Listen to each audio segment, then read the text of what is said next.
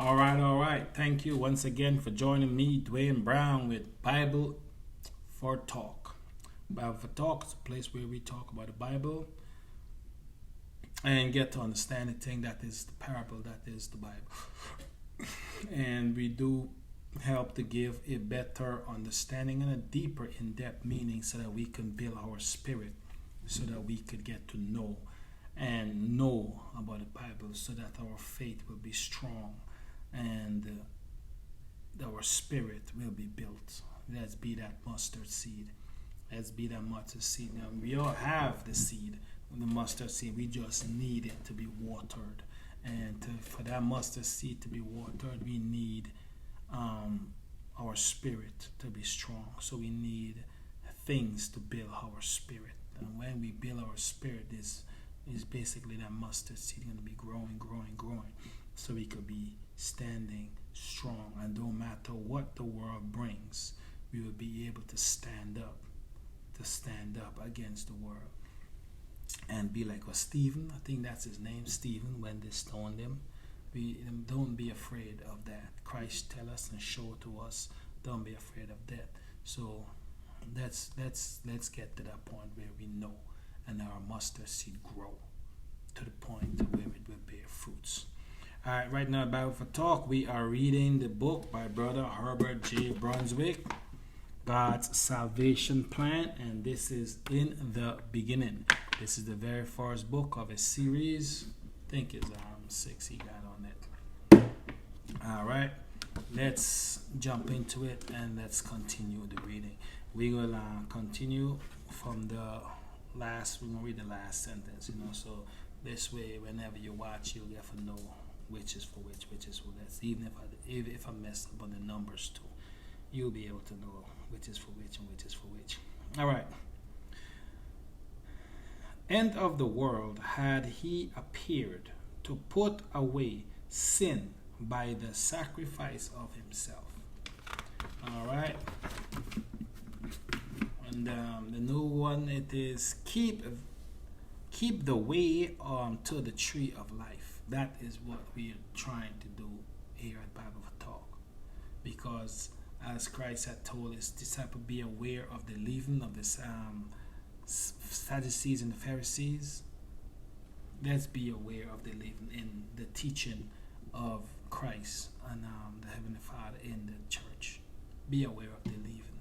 So let's read on our own. Let's read and pray and fast to get a better understanding. All right, let's get back to the tree of life. After Yahweh atoned for Adam and Eve's sin, Yahweh drove them out of the garden away from the tree of life, where they could have eaten and live forever. Although the tree of life was no longer accessible to them in their corruptible, sinful bodies, Yahweh prepared a kingdom for man whereby man could once again have access to the tree of life. Yahweh kept the way to the tree of life through the preaching of the gospel. Genesis 3:22-24 reads, And the Lord Yahweh said, Behold, the man is become as one of us, to know good and evil. And now, lest he put forth his hand, and take also of the tree of life, and eat, and live forever. Therefore, the Lord Yahweh sent him forth from the Garden of Eden to till the ground from whence he was taken.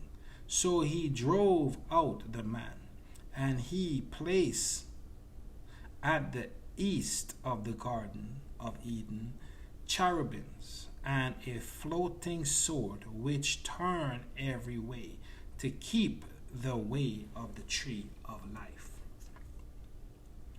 Got to get back to that tree, people. You need to get back. That was her whole purpose, to eat from there. But Adam was enjoying life, and he ended up eating from from the tree of knowledge before we get access, before we reach to the tree of life. All right. What does it mean to keep the way of the tree of life? Whenever you see the word cherubim in the Bible, it usually makes the spot or location the presence of it usually marks the spot or location of the presence of Yahweh. Exodus 25:18-22 reads, "And thou shalt make 2 cherubims of gold, of beaten work shalt thou make them in the 2 end of the mercy seat, and make 1 cherub on the one end, and the other cherub on the other end. Even of the mercy seat shall ye make the cherubims on the 2 end thereof. And the cherubims shall stretch forth their wings on high, covering the mercy seat with their wings, and their face shall look one to another. Towards the mercy seat shall the face of the cherubim be. And thou shalt put the mercy seat above upon the ark, and in the ark thou shalt put the testimony that I shall give thee. And there I will meet with thee, and I will continue with thee from above the mercy seat, from between the 2 cherubims, which are upon the ark of the testimony, of all things which I will give thee in commandment unto the children of Israel."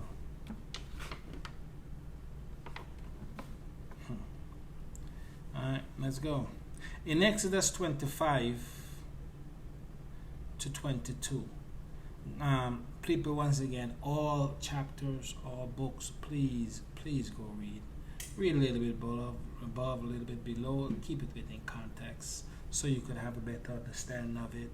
And don't let people take things out of context and you swallow it just because you see it in the text. Read a little bit above, a little bit below, and stick within context of what you're reading, what the person is trying to say or is saying as you read it. Very important. Keep it within context. In Exodus 25, verse 22, Yahweh told Moses that he would meet with him above the mercy seat from between the cherubims. We see the fulfillment of which in Numbers 7:8-9. It reads, "And when Moses was gone into the tabernacle of the congregation to speak with him, then he heard the voice of one speaking unto him from off the mercy seat that was upon the ark of testimony, from between the 2 cherubim, and he speak unto him." Psalms 81 reads, "Give ear, O shepherd of Israel, thou that leadest Joseph like a flock, thou that dwellest between the cherubims, shine forth." And Psalms 99 verse 1 reads, "The Lord Yahweh resided, let the people tremble. He sitteth between the cherubim, let the children moved." To learn more about the characteristics of cherubims and their relationship with Yahweh, please read Ezekiel chapter 1 and 10 and Revelation chapter 14. As you see, you do give some few chapters and books to read so you could get a better understanding and read more about the cherubims. Maybe I should write these down and read it to myself. Now, let's break Genesis 3:24 down a little further using definition from the Strong Hebrew and Greek dictionary to learn more about the cherubims and the floating sword that turns. Some of these synonyms are flaming H3858 as convert, sword H2719 tool, that's sword, turn H2015 to convert, keep H8104 preserve. So basically what it says, flaming sword keeps turn. Basically what it's saying is as convert tool to convert, preserve. Oh man, words and numbers, bro. Words and numbers. Letters and numbers, I should say. Words and numbers. Wow. Can we read verse 24 again with the symbol for these words? It reads, so he drove out the man, and he placed at the east of the Garden of Eden cherubims, the presence of Yahweh, and a flaming conversion, it's conversion sword, tool that turns, convert every way of man to keep, preserve.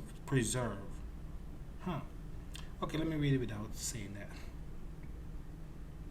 So, let's read. So he drove out the man, and he placed at the east of the Garden of Eden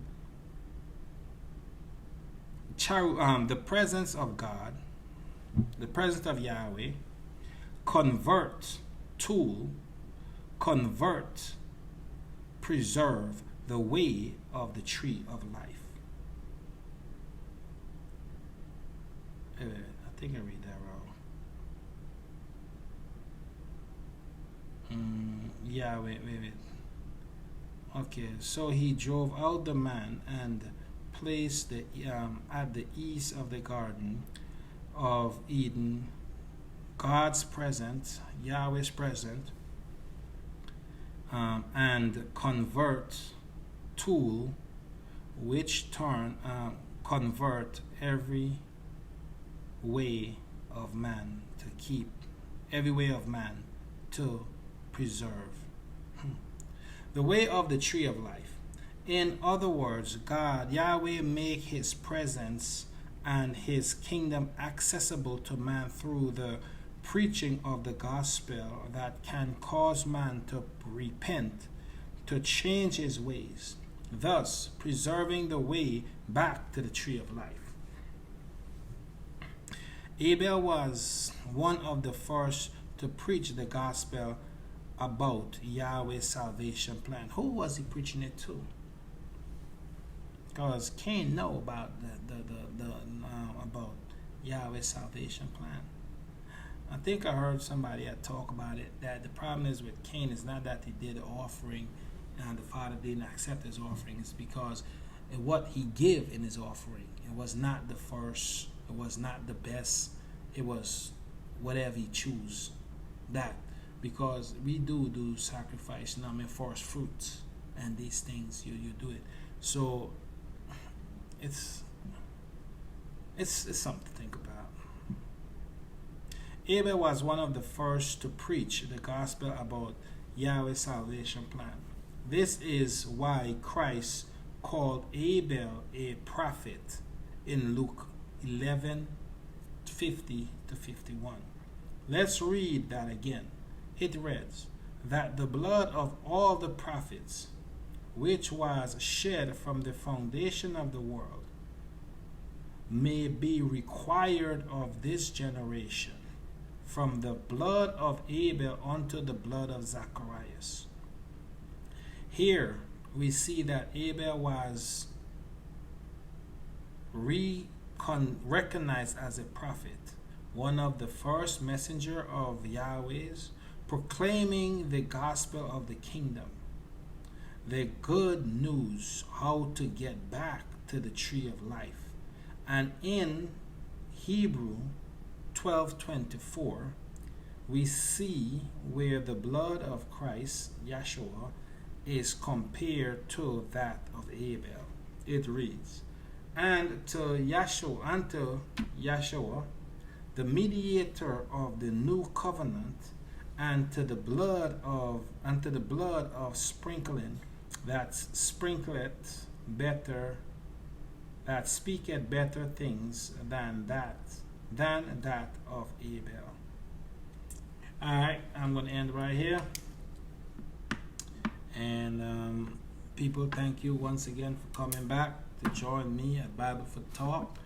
And I think I probably might going to keep saying this, I don't know for how long, but if you like the videos, please like, share, get other people to get involved, and let people that is interested in understanding and knowing the truth or is seeking information, because you never know what information this book may bring to them and how it may impact their life and how it may help them. That's one of the reasons why I'm doing this, because I know this book helped me and impact me in many ways. So I know it, since I don't go out there and preach the gospel on the street corners or whatnot, I'm doing the best way what I can do, and to help me help continue getting this word, to get this word out there. Please like, share, subscribe. If there's anything that you don't understand that you read in this book, or if there's anything, a revelation that you get, please leave a comment. As long as I get the information, I will give. I will reply to you, or probably reply on